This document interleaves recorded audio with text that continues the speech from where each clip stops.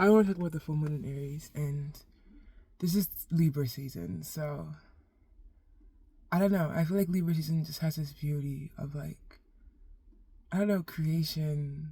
Like, Libras are the artists of the zodiac, I feel. And they're Venusian well, so anything with Venus has everything to do with art and beauty. And just like, it's beyond aesthetic, it's about the way things feel. It's like seeing something, like a piece of work, or listening to a song, or even just experiencing a moment that just feels completely right, and sitting in the fullness of that. And it's those people you meet that absolutely spend their time cultivating that energy for every aspect of their life. So, my big three, like my big three, um, I am a Libra rising. My sun is in Capricorn, and I'm a Taurus moon. So I'm very Venusian wheels, and I feel like even my big three kind of are almost funny enough, like feed into that Libra energy of balance. you know. Um, Yesterday was the full moon in Aries, and I feel like for me, even with the cards I've been pulling lately, have been a lot of fire cards, like to do with the element of fire and wands. And something I've been doing lately with ritual is working with the four elements. And I never really understood fire.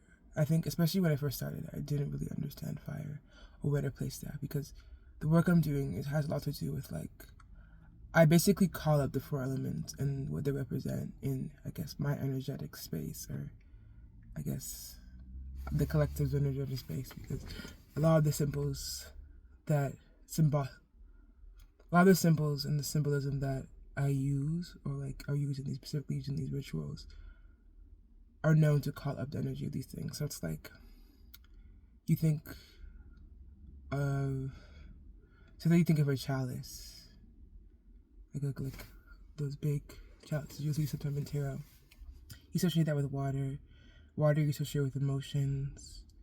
And there's like seasons associated with those things, and angels. And those angels, especially if you grew up in Western world, or if you're raised under Christianity or Catholicism, same thing, but whatever. You'll start to realize that even if you don't necessarily like, okay, I'm not like, I don't like work with angels necessarily. That's something that I like consciously do, but those things work for you because you have a connection. Like, I know Angel Michael, I know Angel Gabriel. Those are things of prayers my mom would say over me as a child. So these things, they have meaning to me. So through that, I'm able to connect with my subconscious. And it's crazy. I've been doing this stuff I've been doing the Lesser Dynasty ritual of the Pentagram for about like 3-4 months now. And the way I'm able to interact with myself is kind of crazy. It's like, it's crazy. I'm realizing and noticing so many things. I feel like I say so many stats in so many of my videos. I'm like, I'm noticing this. I'm realizing so many things.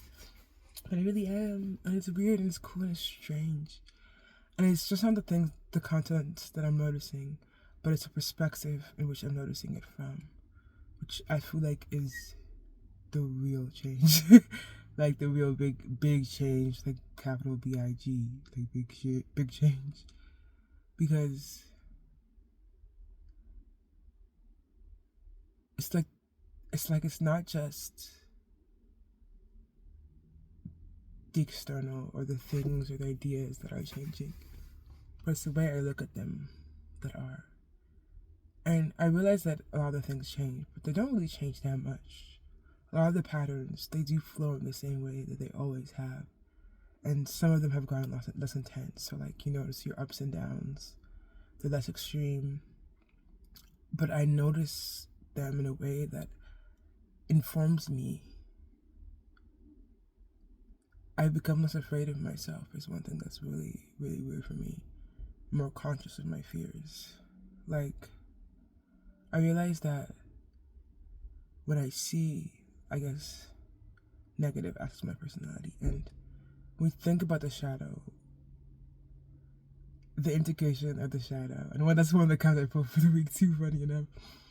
The integration of the shadow is one of the most important things that we can do. It's like the integration of your subconscious. It's like when we finally stop seeing the aspects of ourselves as just negative, or even just like labeling them as negative, or trying to suppress aspects of who we are.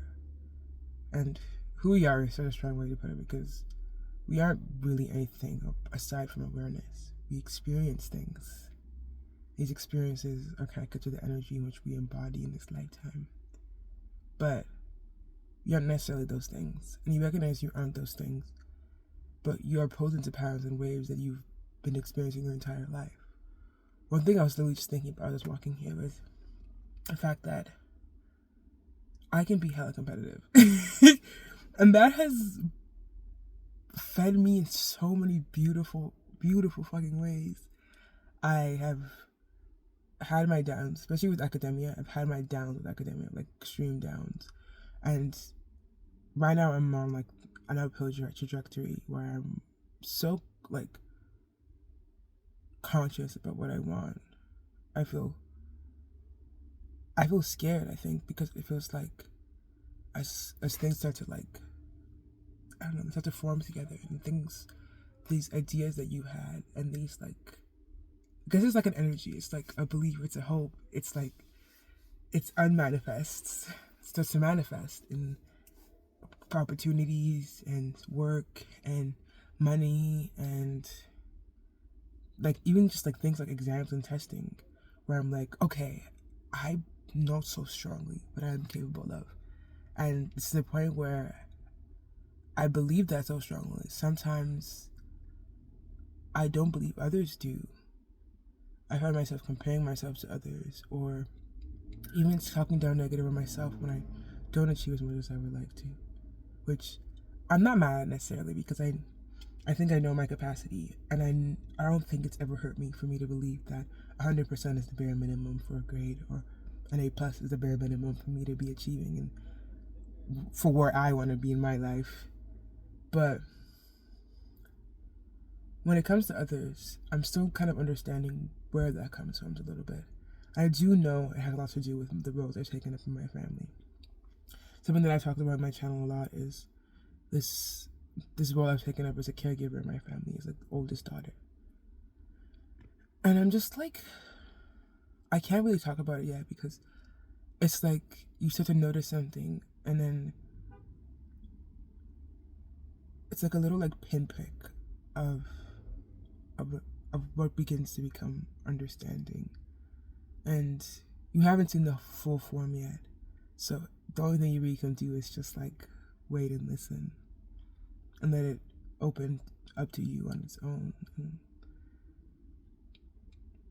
And I feel like when I experience these things, I think, especially for other people too, I think this is nice to hear.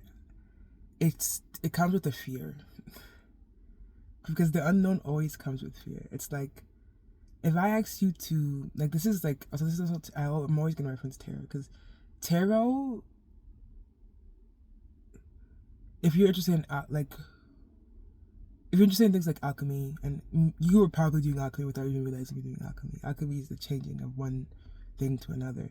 So it's like, okay, I have this feeling of this pinprick of an idea, of this understanding, and I have this fear. And instead of allowing my fear of this unknown, which at the beginning of the hero's journey, or the fool's journey, I guess, either one, there are two references to like different like myths in, I guess, our society. And the fool is depicted as jumping off of a cliff, and the fool could stay on the cliff. He has no idea what he's in for, because the hero's journey, the fool's journey, is not an easy path. So many ups, so many downs. There's tower moments. There's moments of pure ascension, understanding, and closeness to source that we couldn't even begin to explain. and there's literal hell.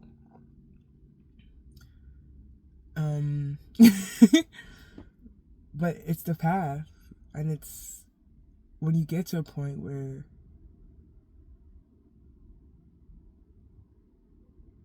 you sit with awareness and you recognize awareness, the way these things they flow over and around you, everything almost becomes like a gift. Even these negative things that we experience, they become a joy to experience. You know? So it's like we often get these touches of fear when we start to experience these new things. The unknown is like you're literally jumping into a shadowy abyss, a part of yourself you've never, ever begun to explore yet. And maybe you have explored. You felt, like I said, little pinpricks before, but you've shut them down because of the fear. The fear was stronger. But the fear, I realize, can be an encouragement. A lot of the time when I'm afraid, I recognize that I'm going in the right direction because this hasn't been something I've done before.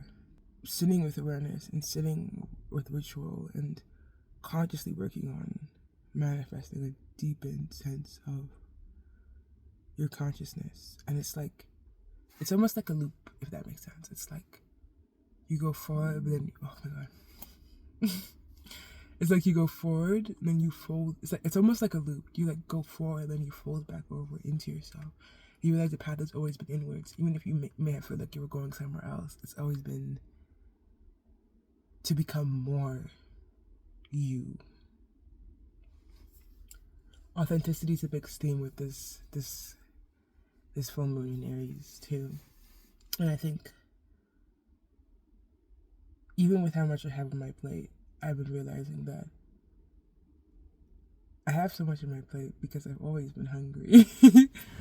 And maybe that's just me being like my writer self and just like romanticizing it where I can. But I have always been hungry. I have been crazy fucking ambitious, and I've always wanted more, and I've always known I could do and be more than I could like even possibly imagine. Even to the point where other people are like, "God, what are you talking about?" And that's a big thing for me too, because if anyone genuinely just like,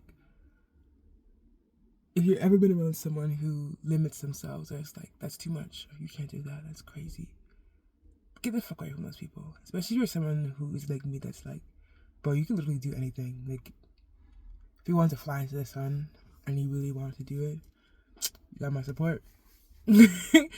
Or if you wanted to like capture sun energy or do some crazy wild fucking shit that no one has ever done before, and you believe you're the first one to do it, and I see you and I have that feeling, you know, if you're ever been around someone who is excited about an idea and they love it so much, they care so much for it, and it's like it has this energy of love for them, and you'll feel it. You'll feel it in your chest, their excitement.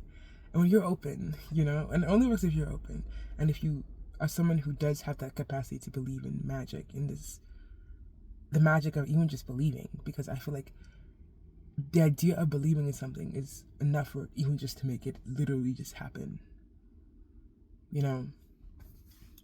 So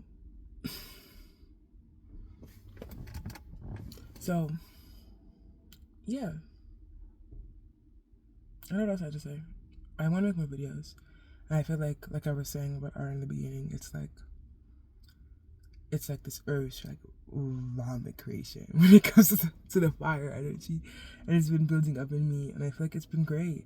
It's coming at a good time for me where I'm so busy. It doesn't really make sense when I say it, but when I'm in these periods, I feel like I get so wrapped up in academia and school and taking care of my house and like just doing all the little like mundane things of life. Art becomes like a magic that keeps you alive, and it feeds you from just getting drawn into the little everyday cycles that we go through.